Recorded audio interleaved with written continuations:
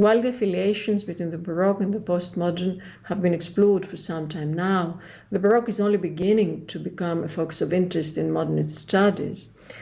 We can think of Kate Armand's wonderful study of modernism's many dates to the 17th century, and Monica Kaup's discussion of how the neo-Baroque shaped Barnes's style.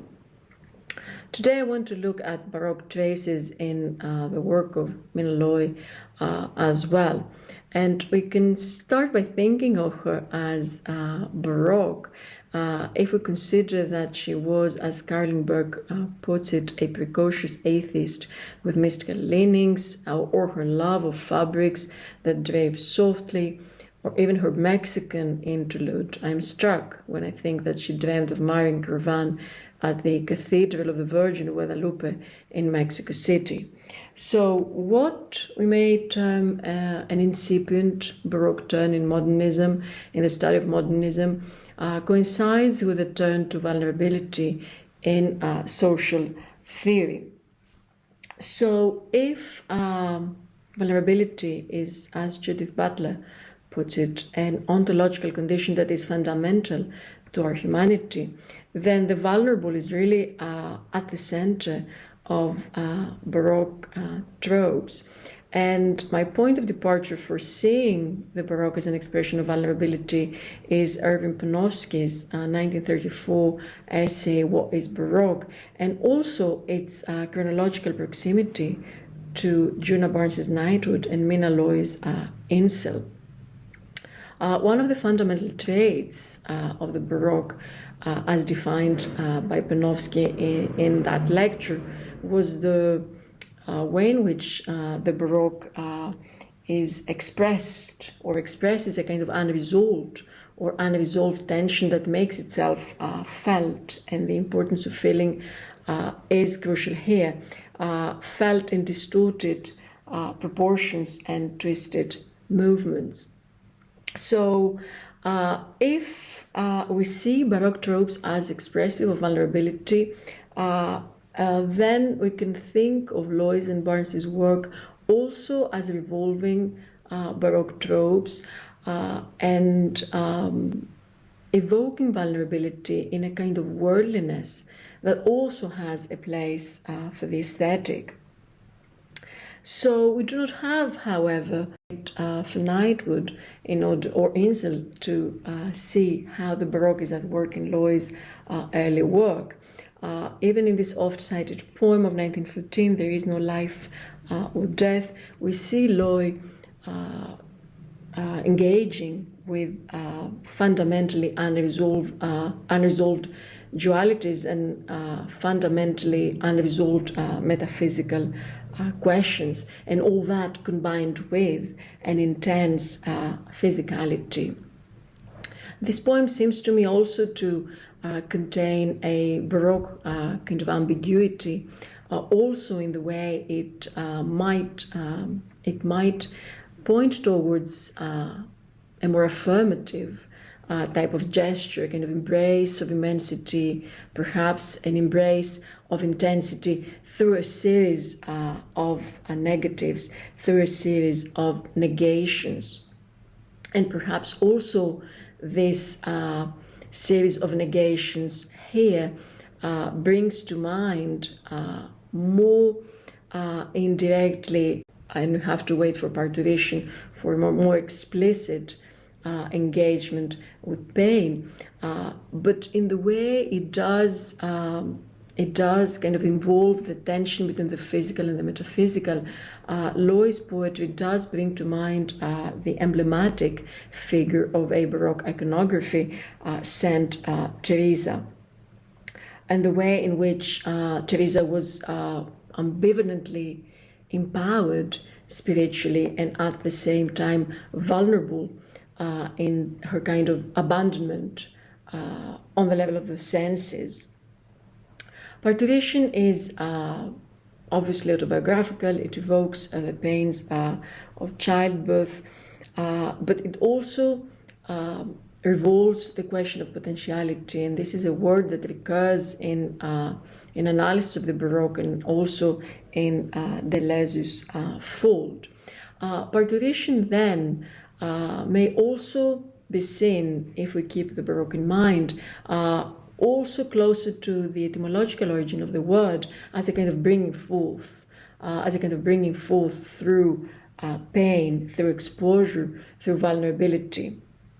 So, in a way, also the way the poem evokes a contracting and a kind of expanding movement that does not elide pain, does not subsume the agonizing body alone either.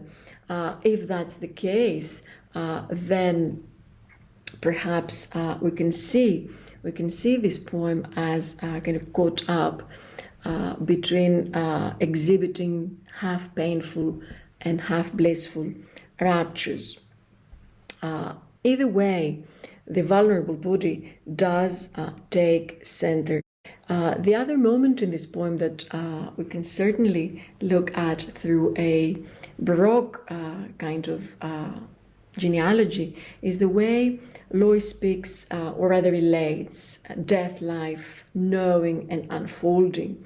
It's this potentiality of unfolding, again, that sense of expectancy, but also that sense of threat, the anxiety that goes with the knowing about the unfolding and resisting something specific to be named, leads us towards the intensity of feeling that Panofsky evoked as fundamental in the Baroque. We could even consider Loy here, I am knowing all about unfolding, as a kind of verb in the middle voice. I'm struck when I think that on the level of that intensity of feeling, Panofsky wrote that the feeling of Baroque people is perfectly genuine, and certainly that is the case in Loy's work. But what is also the case with Loy is that, as Panofsky writes, it does not fill the whole of their souls. Baroque people not only feel, writes Panofsky, but are also aware of their own feelings, and obviously that awareness is embedded and thematized throughout Loy's poems. So perhaps this awareness of feeling is also an awareness of a vulnerability that does not, however, reduce the human subject to a position of passivity. So it's then perhaps the vulnerability of the inner mind, the vulnerability of the inner vision, of the poetic vision as such, that Loy also exposes and evokes in her poem. Those anxieties are also very much expressed through either raw realism or through disturbing images that could not have been out of place in either a collage novel by Max Ernst, or perhaps in one of the surrealists' most alarming dreams. So that kind of urgency, the urgency of anxiety, is tied up also with the empowerment of the vulnerable body and of the vulnerable mind that does confront perhaps its own inadequacy, perhaps its own conflicting urges, through also fantasies of dismemberment, decay, and fragmentation. I'm thinking about the lines such as having the concentric lighting focused precisely upon her, prophetically blossoms in perfect putrefaction, yet there are cubs outside the door. That sort of shift, or the recurring evocations of parts of the body, fingertips, hair, broken flesh, human throats, woolen hair, wounds for souls, the babies in hospital, where you see inaudible hands and fingers, the smack you gave me. So all that, as in the early poetry of Djuna Barnes, to which I will briefly turn, are ways in which the human subject is caught up between desire and loss, elation and despair. So in Djuna Barnes's early work too, and not just in the book of Repulsive Women, we have too many inflections of anxiety and pain, too many female bodies disturbingly vilified or victimized. And that certainly reaches a climax in the two corpses that end the suicide of the Book of Repulsive Women. What if, however, we think of that early work as also expressing a kind of anxiety about the agency of the dispossessed? What if we substitute repulsive or vulnerable for repulsive in the Book of Repulsive Women? So we're looking into that sense of empowerment through the awareness of the feeling of pain. There are a few lines that we may look at from those early poems. That's Death of 1916, some approach too early, but most approach too late, when the tongue of random youth has dropped into decay. A conclusion of 1916, hate and love are outlived by the old. The way in which pain rhymes with disillusion and decay. A symbol has lied in another poem, and that the U is not the summit of the sun, and it's less that one has dreamed. There is another beautiful poem, Love Song of 1916, that I want to relate to Loy's work and to the Baroque, and again to the figure Saint Teresa. Barnes writes, I am a woman. It is I, through all my pain I suffer peace. Through all my peace I suffer pain. So it's this connectedness, it's this interchangeability through the twisted movement of pain that eventually the human body may also long for, if not find peace, that does bring to mind or even de-idealizes the dialectic between pain and rapture that we encounter in the Baroque. And we may obviously reverse the movement and start thinking of Baroque bodies as ecstatic, convulsive, and suffering at once.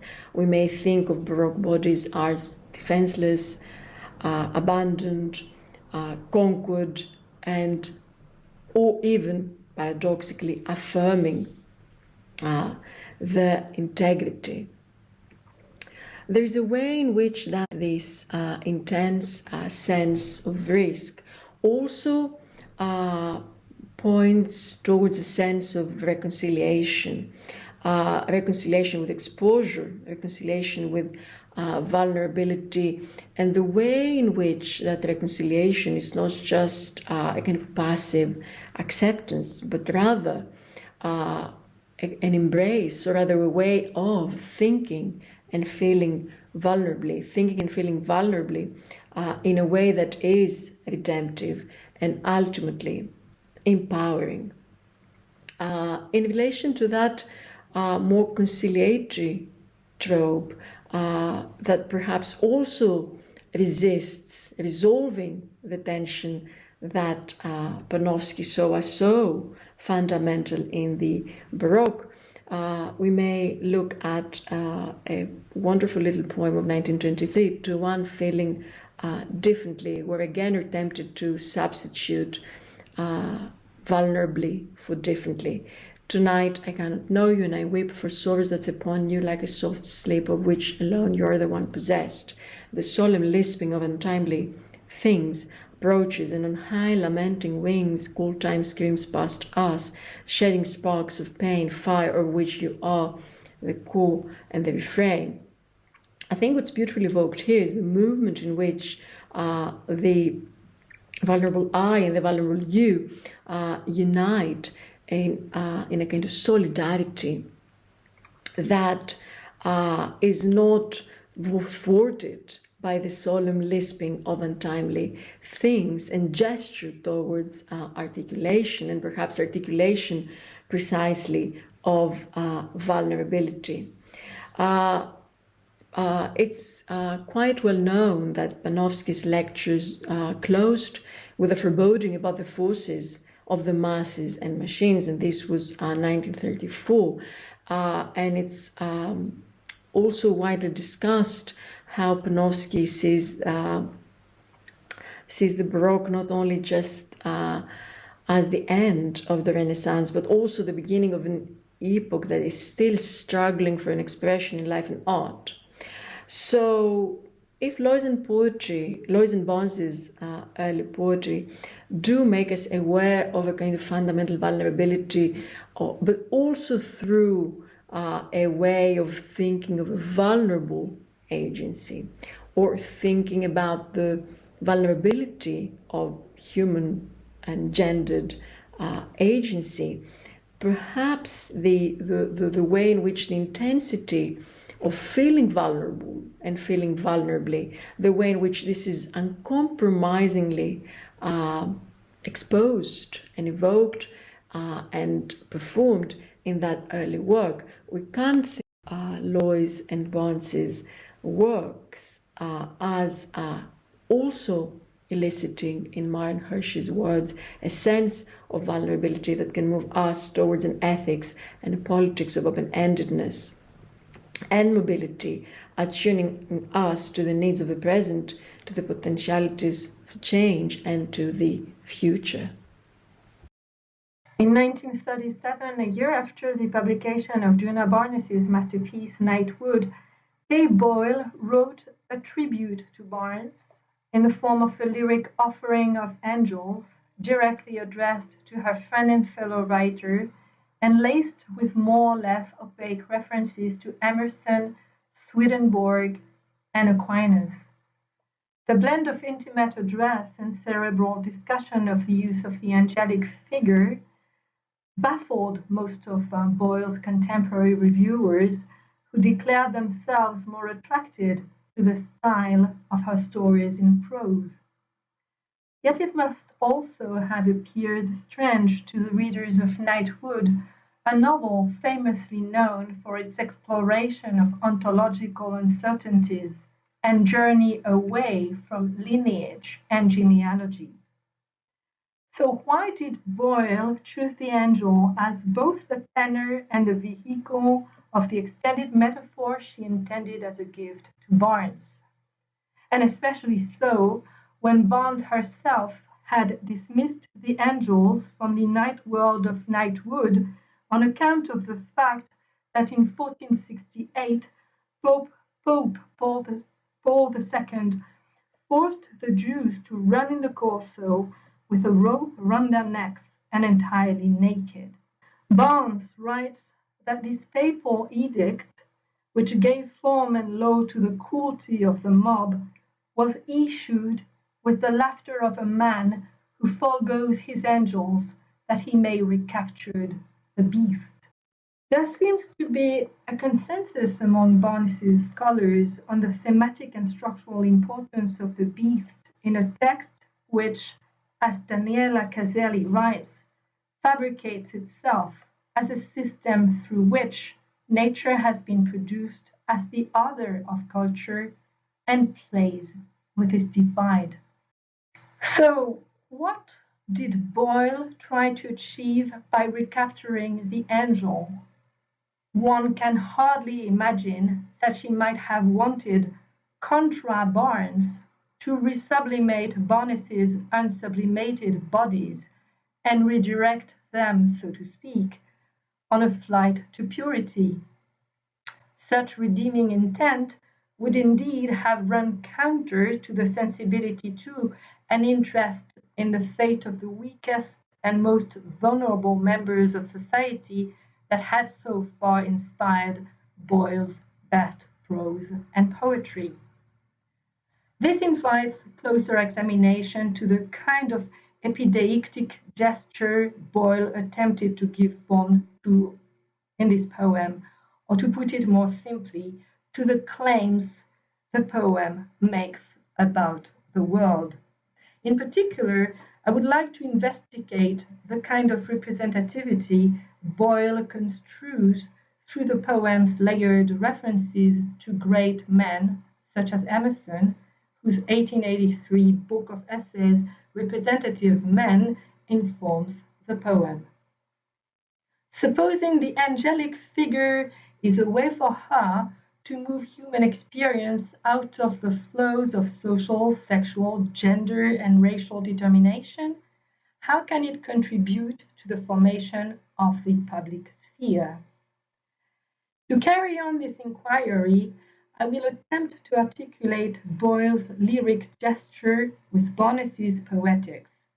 As we will see, reliance on Mina Loy's own peculiar brand of ecstatic writing will also prove useful to elucidate Boyle's enterprise and maybe identify yet another one of these localized points of intersection and negotiation which constituted transnational modernism in the early decades of the past century.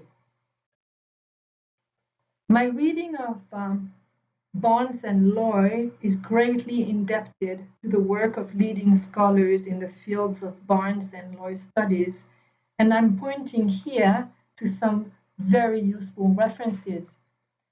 I also recommend Susan Hobson's Angels of Modernism for its compelling exploration of angelic discourse in the early 20th century.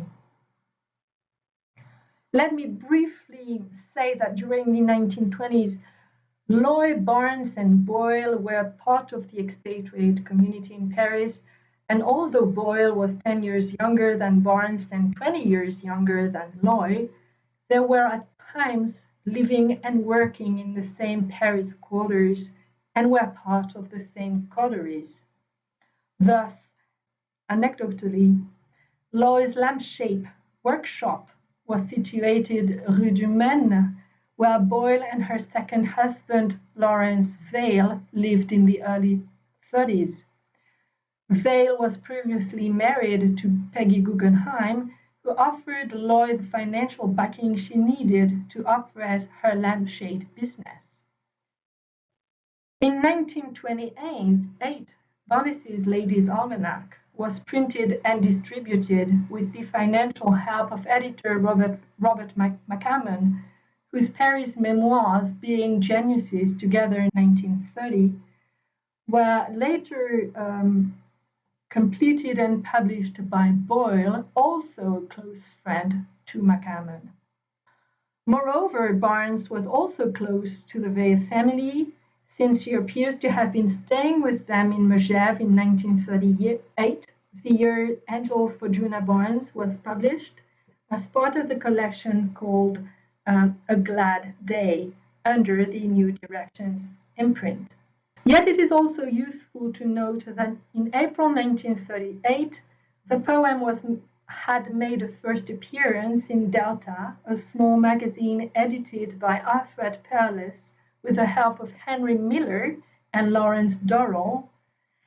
Previously, the poem had been turned down by the New Republic, which prompted Boyle, as she wrote her agent Anne Watkins in September 1937, to, I quote, try out some of the very special magazines, unquote. As a collaborative venue for the English post-surrealists, the Greek modernists, and the American impersonal anonymous School of Death set up at Villa Seurat by Michael Frankel, Walter Lowenfels, Henry Miller, and Alfred Perles, Delta was indeed a very special magazine. Boyle was close to Lowenfels, and in 1932 she was briefly connected to the short-lived anonymous movement he had launched with Frankel. The romantic and apocalyptic aspirations of the Villa Seurat group, and in particular their belief that the creative will continually seeks to incorporate and consume itself into the living stream of collective life and consciousness, also pervade her own poetry. But whose creative will? In 1977, in a letter to a young feminist academic called Linda Coolidge, who had required her collaboration to a volume of women's writings she was compiling, Boyle stated very clearly that she did not believe in a gender difference in artistic creation and stressed the idea that artists produce their best works in solitude. I quote from this letter: "Why did I write poems for women writers whom I loved and who were my friends? Djuna Barnes, Marianne Moore, Babette Dutch, Caresse Crosby, Nancy Cunard. I do not know beyond the simple fact that I had no choice but to write the poems to them, just as I had no choice but to write poems for William Carlos Williams, James Baldwin, and other great men of our time." However, rejection of gender differentiation in Angels for Djuna Barnes is something of a vexed question. True, the poem is addressed to a you that is construed as female in the first stanza. "Persuaded, you walk alone, alone walk naked. What veins of Ireland, what America, gold, rolling-hipped, what tight-lipped pioneering, what deep-breasted Orient in your transversal of sentiment." This you is later called by the name of Djuna in an apostrophe that confirms the lyric intent of the poem. I quote, "Djuna, the love you dress in black for, and the love I bear, are decked alike in convicts' bracelets that link wrist to wrist."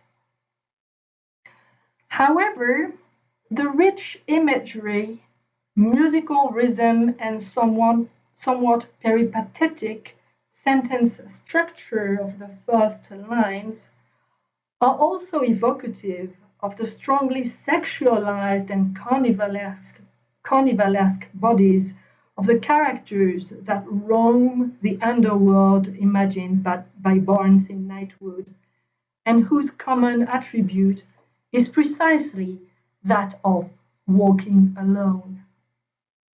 In this light, the stanza's imagery contributes to drawing a sort of composite, mongrelized figure which seems to be less connected to any real or fictional person than to the experience of something called America.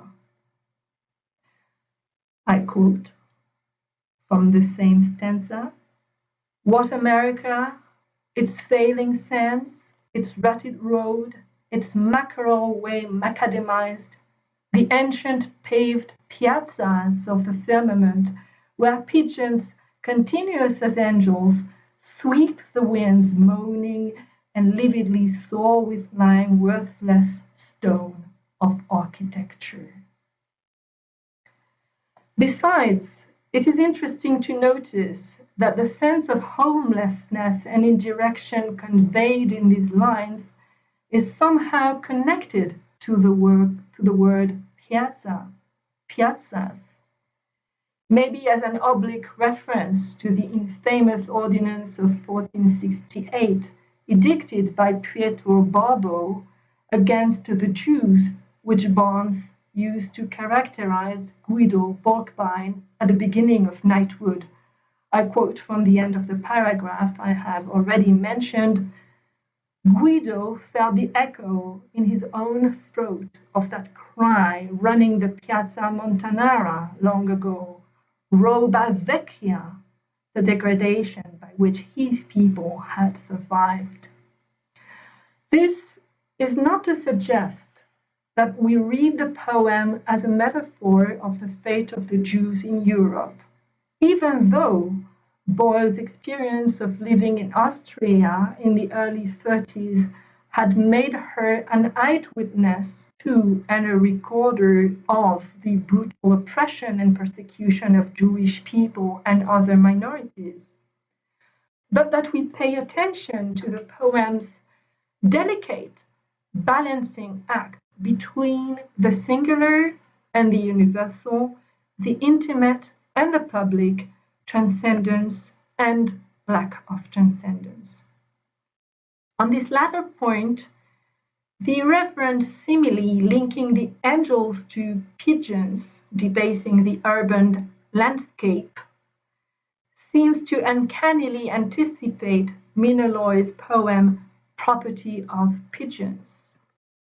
Pigeons arise, alight on vertical bases of civic brick, whitened with avalanches of their innocent excrements, as if an angel had been sick. More essentially, the possible connection with both Loy and Barnes lies in the nature of the mystic ecstasy described in Angels for Djuna Barnes, which demands adherence to a faith that is not given but freely chosen and is less a blessing than an ordeal. The poem does not rely on a readily identifiable rhyming pattern or sentence structure, but on a rhythmic system operated by words such as persuaded, vastation, mutilation, simultaneous direction, imperfect sanctity, shifting, failing, stone, alone, which combine intransient visual, oral, and semantic associations. And in the last stanza, contact with angels is further described as anguished promiscuity. The throat to angels is the horn of love, hollowed by singing, clasped by women's hands, sex unicorned. It is the poem's bold commitment to the porous distinction between human and non-human that makes the angel less a figure than a site of transaction and contact. What is exchanged at this site is the very currency of existential, that is to say, embodied vulnerability, which mainly has to do with loss, absence, and bodily alteration and corruption.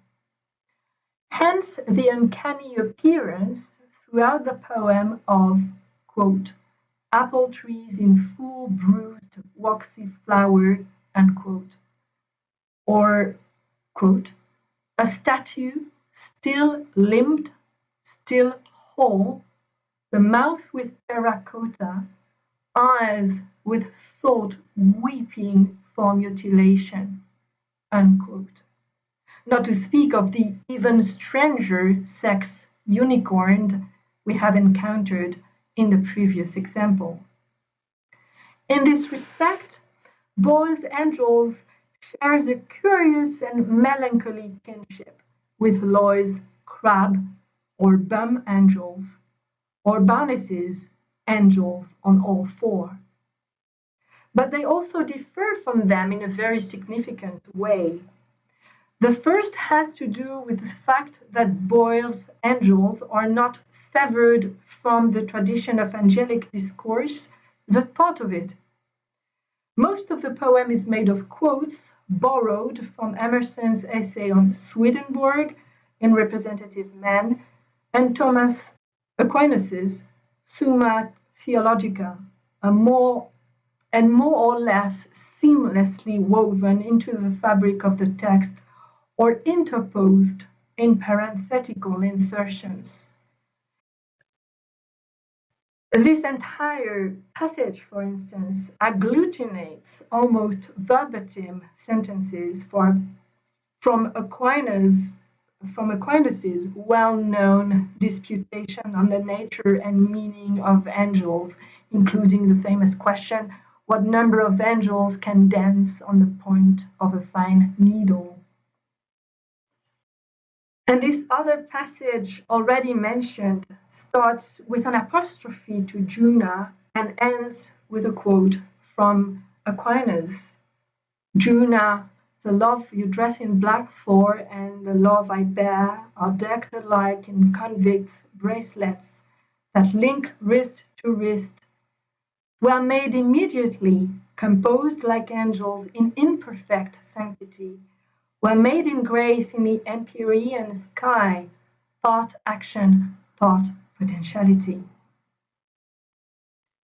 It seems safe to assume that by intertwining her gift of vulnerable angels to Djuna with Emerson's concern for the individual as public and representative, via Swedenborg's idea that true union that would last into the spiritual world could only happen at the rare meeting of two soulmates. Boyle was intent on twisting, or dare I say, queering traditional dominant discourse on political representation. However, the intertwining of quotations and references also make it difficult for the speaker's voice to emerge, not to say to speak or think for the others in true representative manner. While the high-strung intensity of its emotion cannot be mistaken, its performance remains a secret, as is suggested in this quote adapted from Emerson. The secret is fresher than rainbows, stabler than mountains, agreeing with flowers, with tides and the rising and setting of autumnal stars. Interestingly, Emerson's text reads, "The secret of heaven is kept from age to age," and so on and so forth. It is fresher than rainbows, and so on. By excising the words of heaven, Boyle not only secularizes the subject of the poem, but she also sets it apart, as suggests the original meaning of the word secret, which derives from the Latin ceternere. This removal of meaning at the center of the text baffled contemporary readers and critics who credited it to European decadence and artiness, and on Boyle's inability, as wrote one critic in the Virginia Quarterly Review, to make a poem exist as a perfect whole. It is true that the layering of opaque references and the confusing sense of stasis produced by the constant change of direction of the text betray Boyle's commitment to the high modernist notion of art as supremely difficult undertaking. In stark contrast with the straightforward social and political concerns of most of her work between 1933 and 1937, the poem, as most of the other poems collected in A Glad Day, and the three novellas published in the volume A Crazy Hunter and Other Stories in 1939, appears to be aiming at a continuity of culture in the face of impending disaster. However, I would contend that at the core of the performance of angelic vulnerability in this poem lies Boyle's conception of lyric as an impersonal force that comes from language itself. Here is an example when the speaker voice emerges out of the web of borrowed quotations into an image that eternizes the pathos of loss. The orchid you gave me has not died, but in a tracery of itself survives as ghosts are said to live in torment of the fear of death, unable to remember they have died. By lifting absence out of contingence, Boyle's lyric does not aim at the gnomic present of general truths, but voids or ghosts itself, so to speak, into a space of shared enunciation. In this respect, the angelic secret is not something that is related to the shattering of ontological statuses, as in Knightwood, or the often ironic detachment with which Loy forces the reader to look at the unruly bodies of the representatives of a marginalized and destitute minority. Boyle's faith is of a different order, as it predicates lyric performativity on the reader's willingness to mesh her inner flux of time with the poem's immanent present of loss and absence. As such, the poem remains a site of uncertainties. It is, as the speaker reflects, composed in imperfect sanctity, made in grace, part action, part potentiality. Thank you. Hi, everybody. My name is Amy Wells, and I'm speaking you from Caen, Normandie today on a nice warm day. And I wanted to let you know that this is how you can get in touch with me. On this first slide, you see my email address and my social media accounts if you'd like to keep in touch and further discuss the topic of Gentlemen, I Address You Privately. Now, although it was not one of her favorite works, Kay Boyle edited and rewrote this novel, Gentlemen, I Address You Privately, from its original 1933 manuscript to have it republished in 1991, just about a year before she passed away. At first, the plot does not really seem that innovative, and Boyle herself was a bit embarrassed by her overwriting. There are intrigues mixing love, money, and sex, shared by a set of characters in Le Havre and Harfleur in a post-war context. However, the novel merits multiple reads that allow the subtleties of this interwar period, where most people are feeling vulnerable, to come through in addition to more existential questions about purpose in life, emotional manipulation, happiness, homosexuality, and maternity. The title does not really help readers understand what's going to be going on in the story. And although the manuscript was originally titled Marche Minot, Gentlemen, I Address You Privately, as a title is cited as coming from one of Ernest Walsh's sonnets. Ernest Walsh was Boyle's lover from 1926, and it was thanks to him and Ethel Moore that she was able to leave Normandy and recover from her health issues caused by the bad weather there. As Sandra Spanier has pointed out, the phrase from the poem taken as the title suggests that men are amongst themselves, perhaps hinting at the homosexual storyline of the novel. And I just want to give you these first few lines of the sonnet as context.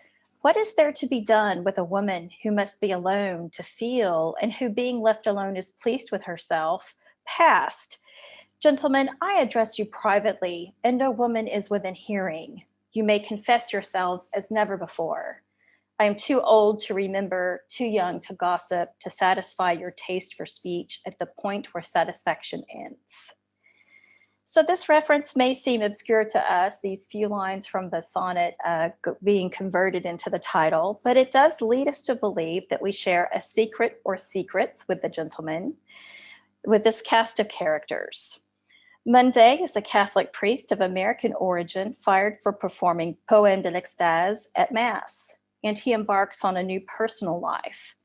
There is also the English Ayton and his sister Edith, and Ayton is particularly in serious financial and legal difficulty due to his propensity for stealing. Blanca, Anken, and Sophia are three young Alsatians, quote, women of questionable virtue, according to the back cover, but they are, in fact, lesbians. They form a lesbian triangle. A couple of squatters, Aristide, Caspel, and Leonie, who work on the hill in Harfleur to grow vegetables, complete the main group of characters in the text. Now, what has personally drawn my attention to the novel, and I'm giving you a little advertisement for my recent book, was the Normandie location. So I've been recently working in 2019 on how American women writers are representing the Normandy region in their works in the interwar period.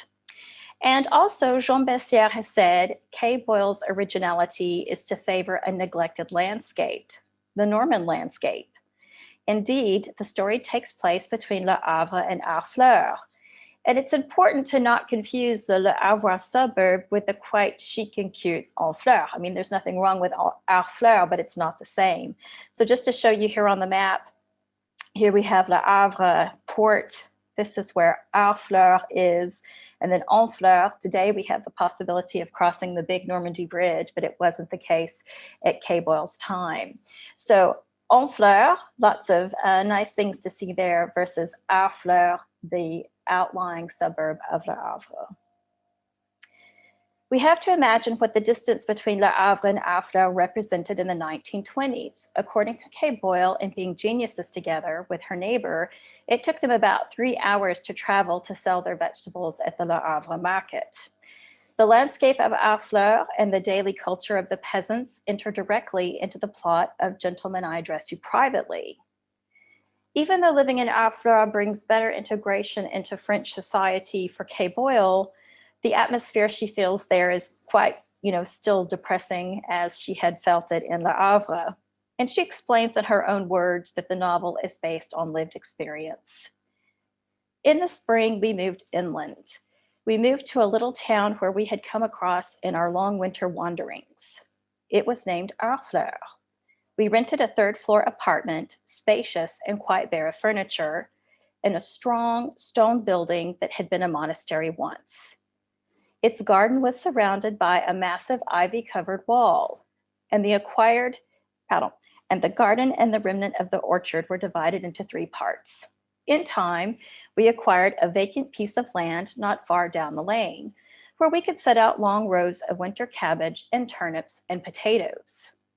There we lived for 2 years, and so totally French did I become that I scarcely recognized the look of my own features when I happened to catch sight of them in the glass. I surrendered totally to those whose lives I entered, to these men and women who may have been chosen to enact within my night and days the entire spectrum of drama of a France I did not know. I had stopped writing the book about the family in Brittany, although it was half finished, and I began a 3rd novel, simply because all the details of Le Havre and the sea, and Harfleur and the land, were clamoring in my mind. I did not want to have wiped from my memory the things I had borne witness to, and the things I had learned in this unhappy town. This time in Harfleur will impact Kay Boyle for the rest of her life, not only bringing her material to write about, but also ultimately making her ill enough to need to leave and head south, where her personal life would take a radical turn. Other critics have suggested that living in Harfleur and having a daily interaction with the peasant people helped with her French, so that she was later to be a good translator. Boyle's frankness in this description is remarkable because it echoes the feelings of resentment felt by the peasants in their post-war lives. A minor character, Rioux, the editor of the newspaper, explains that the French are looking for something that no longer exists. He says, quote, "They want to return by some miracle. They want to go back to what they had before the war. They don't know things can't be that way anymore." And the grouchy Kesper announces that people should prepare for an uncertain future. Quote, "We're not going to be caught unprepared again." Readers really feel that the people of Harfleur in the interwar years are not at ease. So it is the author's desire to write down her impressions of this unhappy town and include vulnerable bodies into her narrative. Unfortunately, there is not yet a French translation of this Norman novel, despite its relevant retelling of Normandy life in the interwar period. Although the plot includes both homosexuals and lesbians, this very short study will focus on the ways in which male vulnerable homosexual bodies are represented in the text. Firstly, a sense of vulnerability is created as both Mundy and Eyton are fugitives. and this status deprives them of any true stability. In addition to being fugitives, Athens in particular is financially strapped. We will then focus our attention on just a few selected examples of how Boyle portrays their homosexuality and how this non-normative sexuality makes them vulnerable. Boyle's new concluding sentences of the novel leaves readers with the hope that this vulnerability can be overcome, at least for the character Monday. I will now summarize some of the textual points that indicate the fugitive and financial vulnerability of the two men. The fact that Boyle includes these other aspects of vulnerability is relevant because she is giving us characters who are not vulnerable uniquely for their homosexuality, but through an accumulation of different factors. Yet it could be that the homosexual experience or awakening for the newly dismissed monk is a direct result of his situation. Monday has been asked to leave his order after playing secular music during Mass. Having grown up in the church from childhood, he does not yet know how to survive outside of the sacred structure, and even his hair is still growing back from the tonsure. Athens asks him directly, "Have you ever been an outcast?" "Yes, I was put out. I had to leave England." It is actually through being cast out that the two men come together. Monday explains to Athens that he doesn't know what he is going to do yet. "I've never been a free man before," said Monday. And as he spoke, the pride in his own power again swept through him. "In one season, I'll do one thing," and he said, "and in another, another." Although his freedom does give him a sense of power, he was without any fixed destiny, leaving him vulnerable to fall into any emotional traps laid by Athens. Athens is consistently described as a child, girl, or woman across the text, whether it be his wrists and hands, his Goldilocks hair, or the expression of his eyes. Despite these comparisons to females, Athens repeatedly claims how much he dislikes women and how much trouble they can be. Throughout the narrative, we learn to what point he is a recidivist. He is a thief, having stolen a pearl necklace. He's deserted his ship. He wrangles Monday's ring from him. He takes an officer's military dress and regalia and other decorations from the ship, including opium and pipes. He procures a dead man's passport. And in the last scenes, he sells off Monday's piano without any warning or permission. Athens is particularly distressed by his lack of finances, and he says, "I'm sick and tired of being a poor man." His situation is contrasted to that of Monday's, who readers learn on page 98 receives a check for £9 a month. Nice to have your people, isn't it, standing to the offering? Yes, old men in their graves who put their pennies aside for what they wanted me to be.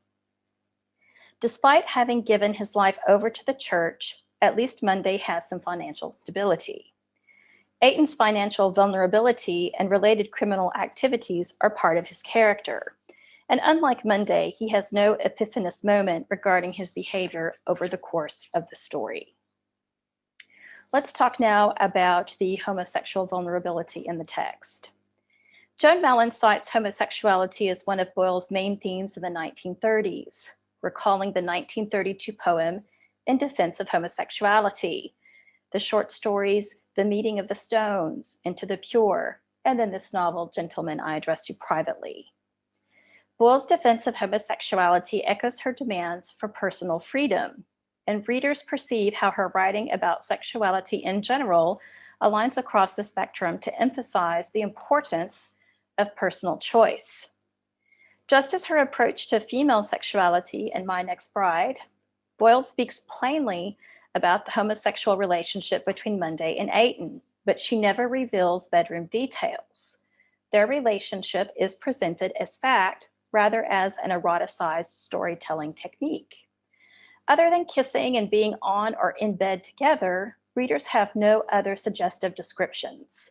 The word homosexual is not used, and it's up to readers to figure out, what's going on. Again, to recall the setting of the story, it is important for Boyle to bring up homosexuality in Normandy, because we rather have an image of a gay community in Paris, But Boyle reveals these practices exist also in other places, like in Harfleur. Yet, although they are in Normandy, the male characters are foreigners to the region. Ayton and Mundy are of Anglo-Saxon origin, and Ayton in particular insists on the need for help from a local friend. From their very first encounter, Boyle paints a relationship encounter foreshadowing Mundy's role of saving Ayton, which is of course impossible to do. The two men spend the night together upon meeting when Ayton shows up in the middle of the night at Mundy's room, wet and cold from the rain. Mundy put his arm under him and carried him, light as a child, to the bed and laid him down on it. There he lay, curved and fallen, extinguished, no bone or body left. Mundy, the emissary of God now, the priest serving and saving the lost, unlaced and took off Ayton's shoes, peeled the wet socks from his feet, and chafed the cold flesh with his hands. The feet were brown and tough and limber as a cat's paw, and as immaculately clean. It was an act, if not of God, then of nature, that had sent the little man here for him to succor. Lie down on the bed then, he said again.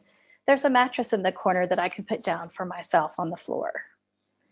Ayton's body is vulnerable in the scene, and luckily, Mundy is there to take care of him.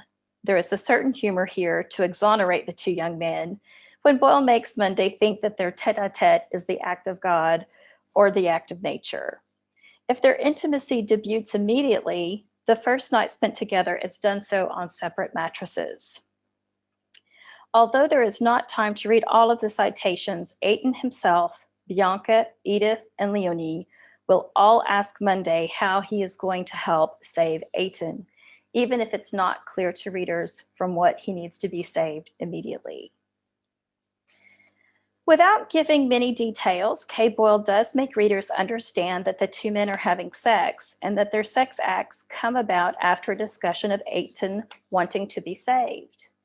I want to be saved, Ayton cried out, and he fell down on his knees beside Mundy. I can't be damned forever. I'm not an evil man. I have to be saved from myself, and it's only you can save me. I want to be with you always. I want to live my life with you. How many times have you said that before? Mundy asked, his voice as if strangling in his throat, and how he stopped playing. But never to you, cried Ayton. No, never to me, Mundy, but now you have said them to me, Ayton. Now you have said these words to me.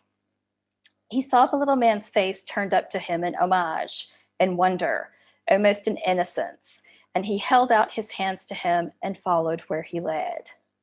Then we have a chapter break, but immediately the hand of Edith Ayton was as good as raised between them. It shook in menace at them when they sat down to coffee in the morning. It threatened them in rebuke for the intimacy and passion of the night.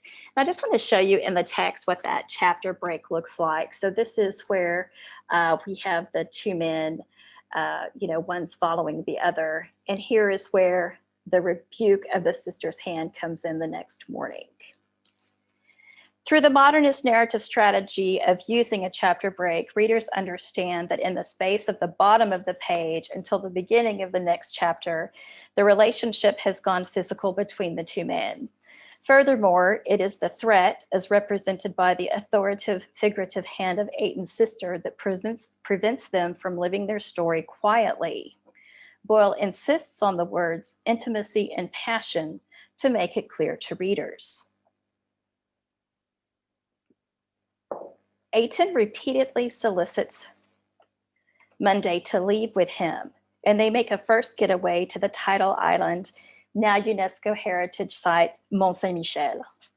The suggestion to go actually arrives just before their first sexual encounter. We could go there together.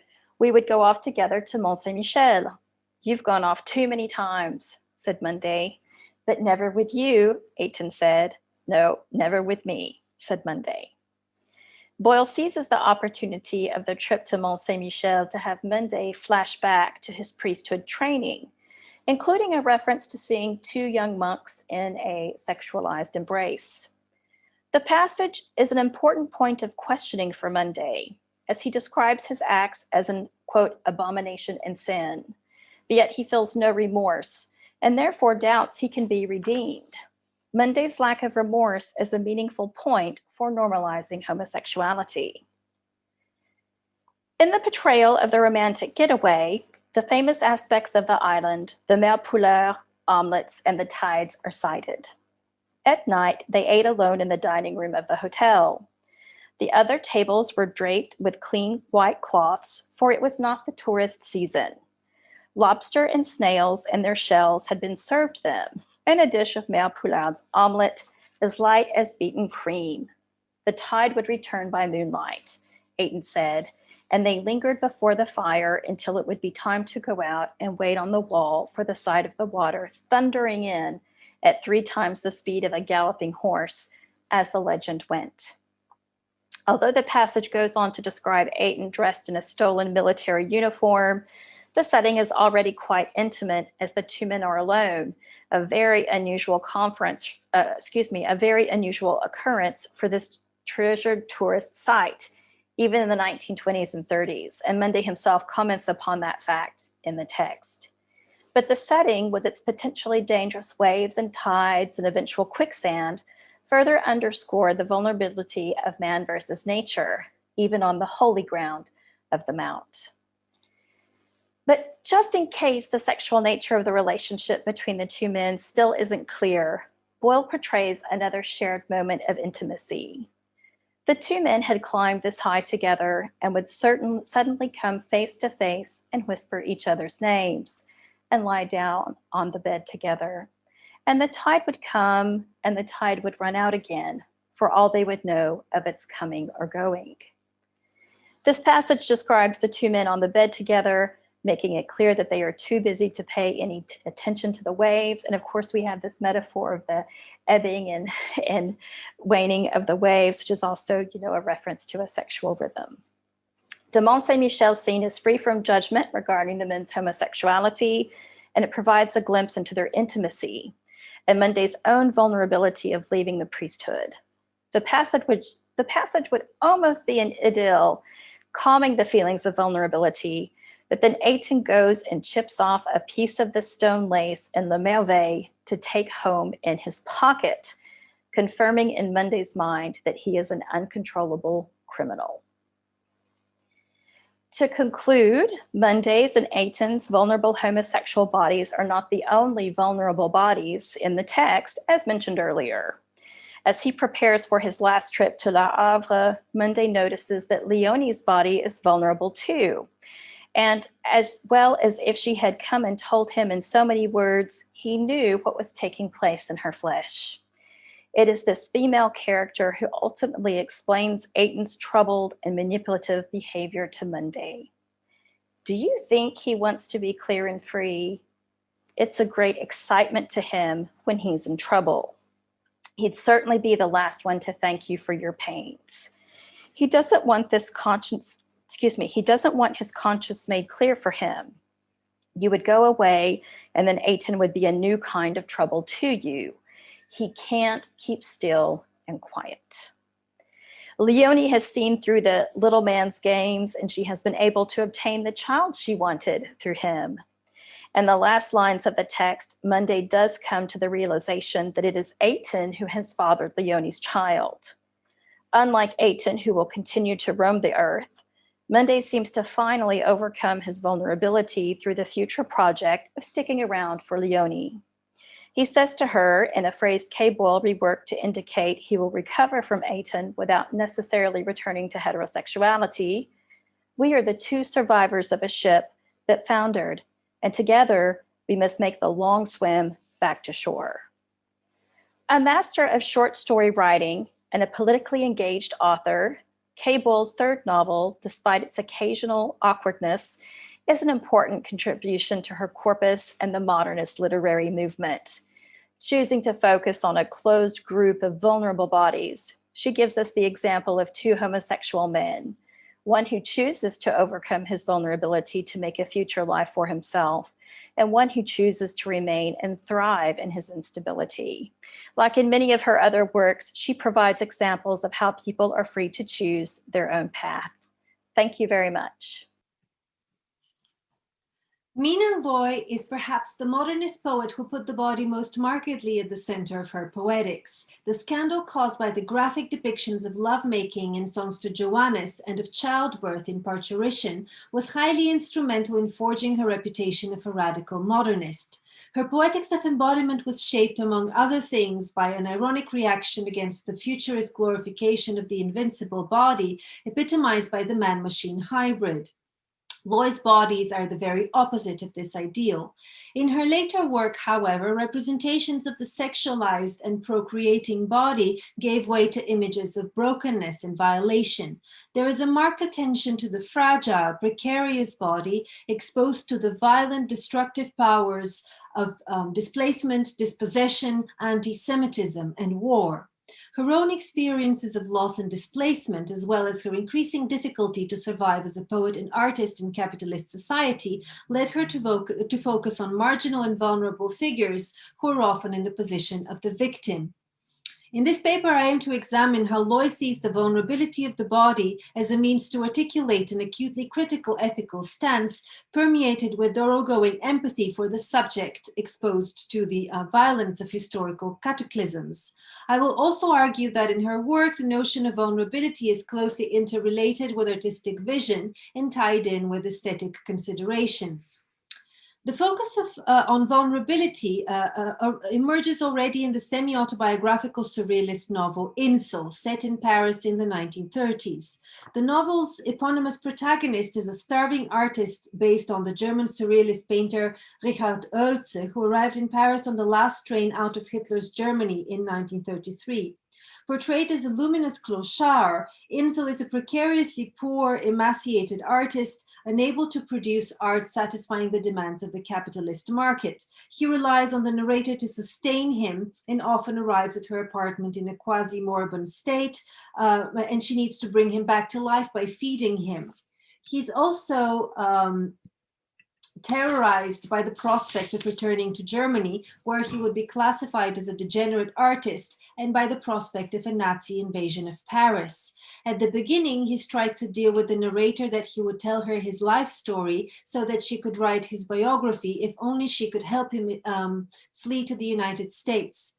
Later on, in the surrealist aesthetic of the narrative, his extreme terror generates surreal images of aerial invasion, which are superimposed on their Paris surroundings. Indeed, the very title of the novel, the German word for island, suggests that Paris may be seen as a temporary island of safety, offering protection from all the threats hanging on the protagonist.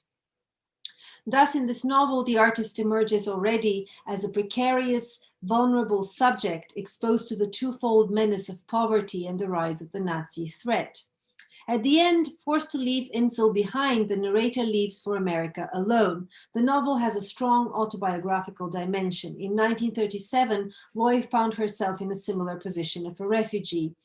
Half Jewish, faced with the rise of anti-Semitism and the danger of impending war in Europe, she had to flee to New York and would never see Europe again. Once there, unable to make ends meet in an increasingly capitalist city, she took up residence in the Bowery in Manhattan, where she lived until 1953 in considerable poverty and frequently moving from one communal rooming house to another. From the Great Depression until the mid-1950s, the Bowery's flop houses, known as Skid Row, were a haven for the destitute and homeless. The tracks of the 3rd Avenue L train created a twilight space, fostering a community of down and outs who found refuge in the flop houses. Loy herself became reclusive in her Bowery years, writing little and publishing even less. The theme of vulnerability is developed with even greater poignancy in her work created during the Bowery period. Returning to poetry after a silence of more than 10 years, in the 1940s, she composed an interrelated series of poems that she planned to publish with the title Compensations of Poverty. In these poems, vulnerability and destitution become the source of artistic vision, illumination, and beauty. She also created a series of three-dimensional assemblages crafted from the urban detritus she had collected on the Bowery's streets, experimenting with materials like rags, tin cans, paper cups, broken glass, and even egg crates. Loy called these haunting poems and assemblages refugees, a pun conflating refuse and refugees with an ironic reference to the Paris Salon des Refusés. Loy's increasing marginality, destitution, and silence in her later years are reflected in her interest in the anonymous denizens of the Bowery's flop houses, who occupy permanently temporary abodes on the margins of the metropolis. This is particularly clear in the poem On Third Avenue, where the poetic eye shares the incognito of the Bowery's shadow bodies. You should have disappeared years ago, so disappear on Third Avenue to share the heedless incognito of shuffling shadow bodies, animate with frustration, whose silence only potence is respiration, preceding the eroded bronze contours of their aromas, through the monstrous air of this red-lit thoroughfare. Here and there, saturnine neon signs set afire, a feature on their hueless overcast of downcast countenances. For their ornateness, time the contortive tailor on and off, clowned with sweat-sculptured cloth, to press upon these irreparable dummies an eerie undress of mummies half unwound. Linda Kinahan argues that a parallel can be made between these poems and the ethical stance of the Depression-era photographs, particularly those of Loy's friend Berenice Abbott in her series Changing New York, which brought to the foreground the suffering of those hardest hit by the Great Depression. However, Loy's portraits are more than mere objective documentary accounts. As the allusion to the Salon des Refusés suggests, what is at stake in these works is a sardonic reflection on the artist's growing marginalization in consumer society. In an ironic mirror effect, the anonymous bum becomes the spectral double of the avant-garde artist. I explored this idea further in my article Incognito on Third Avenue, the figure of the vagrant in Mina Loy's Bowery work, published in the French Review of American Studies. What is clear is that the poetic eye is placed in a position of vulnerability and empathy, sharing the difficult lives of the homeless people living in the Bowery. The anonymous voice at the beginning says, "You should have disappeared years ago," epitomizing the aggressiveness of profit-driven capitalist society, which wants to do away with the Bowery's inhabitants like it does with the older buildings demolished to make room for skyscrapers. The second person pronoun you suggests that the speaker is one of the homeless derelicts. Their bodies, as we can see, are compared to dressmakers' dummies, broken and violated to the extent that they have become irreparable. The rhyme between press and undress in the last stanza underscores the violence that these bodies are exposed to. What is striking is the aestheticizing of this violence through the personification of time as a contortive tailor and the idea of the sweat-sculptured cloth. Their bodies are transformed into a kind of sculpture of destitution made of rags. And this aesthetic sculptural dimension of vulnerability is even more evident in Loy's trash assemblages, which are similarly poignant depictions of the vulnerability of the Bowery's denizens. In Communal Cots on the left, made around 1950s, the bodies of a group of anonymous tramps made of cocoon-like bundles of rags are strewn on the pavement, completely deformed and dehumanized, to the extent that it's unclear whether they're dead or have just sunk into a deep intoxicated slumber. So this work may be read as a sardonic comment on society's dehumanization of the homeless. Yet other assemblages bring to the foreground the humanity and spirituality of these figures through an emphasis on the beauty of discarded objects in humble materials. So for example, in No Parking on the right, also created in the early 1950s, anonymous bums with beatific expressions are curled up around the garbage cans whose contents, made of actual refuse glued on to the canvas, are spilled onto the streets. So this search for beauty in apparently worthless items and for spiritual illumination in a sordid environment is reflected in the butterfly on the trash can, made of the same trash that surrounds the bum. This spiritual dimension is even more pronounced in this assemblage titled Christ on a Clothesline, where the ethereal body of the emaciated bum is ironically hung to dry on a clothesline, transforming him into the apparition of a crucified Christ. We can see a similar effect in the assemblage bums praying, where the irreparably shriveled bodies of the bums become angels' wings. An explicit reference to the assemblage communal cot appears in the poem Hot Cross Bum, written in 1949, and reinforces the connections between Loy's poems and assemblages. Collecting refuse more profuse than man, the city's circulatory sanitary apostles, a leap to ashcans, apply their profane ritual to offal. Scrapped are remains, empty cans remain. And always on the trodden street, the communal cot, embalmed in rum, under an unseen baldachin of dream, blinking his inverted sky of flagstone, prone lies the body of the flop, where'er he drop. Here, the irrevocably deformed moribund bodies of the bums are explicitly compared to trash to be ruthlessly swept away like empty cans in a capitalist economy. Thus, it becomes clear that the communal cot is the space of the street strewn with these anonymous refugees. So the remains that the poem refers to are these dehumanized bodies, the human rubble littering the Bowery's streets. The fact that the typescript of the poem is marked with Loy's own addresses in the neighborhood explicitly positions her as one of the Bowery's anonymous bums rather than as an external observer. So Loy's portraits are more than mere observer accounts and are marked with a sense of identification and empathy. The Bowery poems also obliquely address Loy's own refugee status, pointing to the displacement and suffering caused not only by the Great Depression in the US, but also by the rise of anti-Semitism and the onset of the war in Europe. Loy wrote very few poems actually focusing on the war and on the Holocaust, but one of these is the poem Photo After Pogrom, written in 1945.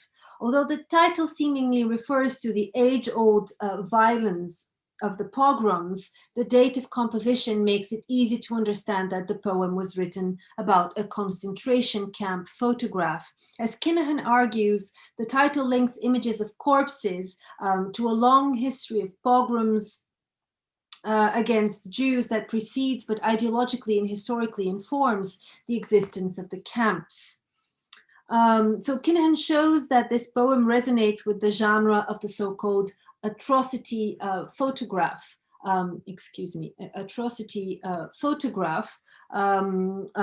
because photographs of the spectral emaciated bodies of concentration camps were first made public in 1945 when the war ended. So in the summer of 1945, the media were suddenly full of such photographs, including ones taken by female photographers like Margaret Bourke-White and Loy's friend Lee Miller. So these images, such as Lee Miller's 1945 pile of starved bodies, show ghostly shots of skeletal corpses lined up, piled, decomposing, and mutilated. So Loy's poem may be seen as an ekphrastic response to these harrowing images. It has an explicit focus on the emaciated bodies of the victims of the Holocaust, resonating with the shock of an extreme and unprecedented form of vulnerability.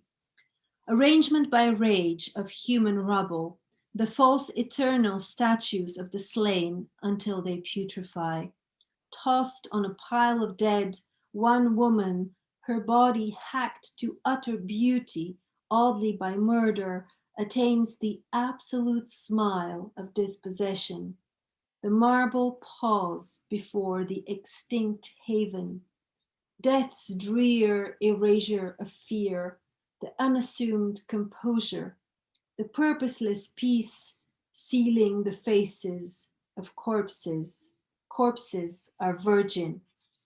It's fruitful, I think, to examine this poem alongside those focusing on the Bowery bums, because we can see strong similarities in the description of the bodies as litter or debris, which is in turn compared to a sculpture or assemblage of sorts. As the Paranomasia arrangement by rage suggests, the extreme violence of the broken body paradoxically results in an aesthetic work.